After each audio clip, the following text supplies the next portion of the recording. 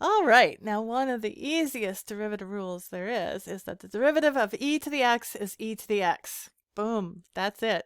Now I'm not going to go through the derivation of that. If you want to see a derivation of why that is, there's one in your book. You can go and look at this section in your book, and there is an explanation of why that is.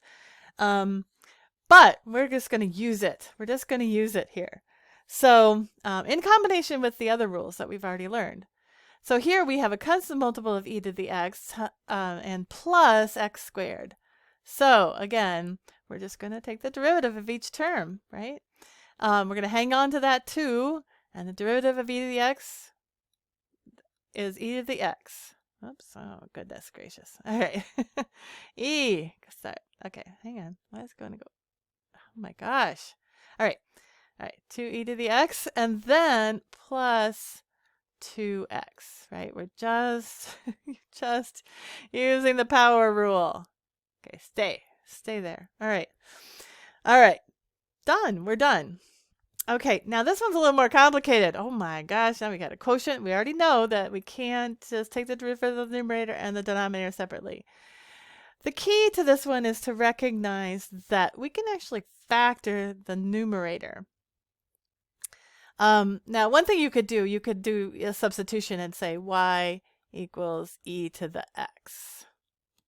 Okay, and then it might be a little easier because y squared is equal to e to the x squared, which is e to the 2x, right? Because we multiply. When you take a power to a power, we multiply the powers.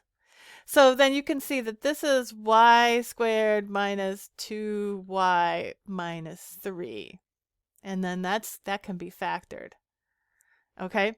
So I'm just going to go ahead and factor it because this would factor, well, I could do it up here. This factors into y minus 3 times, what is it? y plus 1. That'll do it.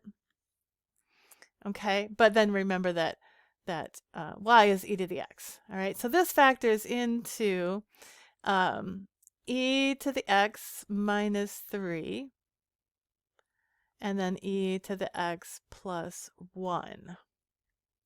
And all of that is over e to the x plus 1. Okay, and you can see that these cancel out. Now, e to the x can never be -1, so that works out just fine. And so all I need to do then is find the derivative of e to the x minus 3. All right, that's it. And so that's easy. So all I've done at this point is just rewrite the function. I've simplified the function. Okay, I have not taken the derivative yet. All right, so that's why I say make sure you keep track of what you're doing here. All right, so e to the x minus 3, derivative of e to the x is e to the x, and the derivative of the constant is 0, right? So that's it. The derivative of that function is just e to the x. All right, and we're done with that one. I'll meet you in the next video.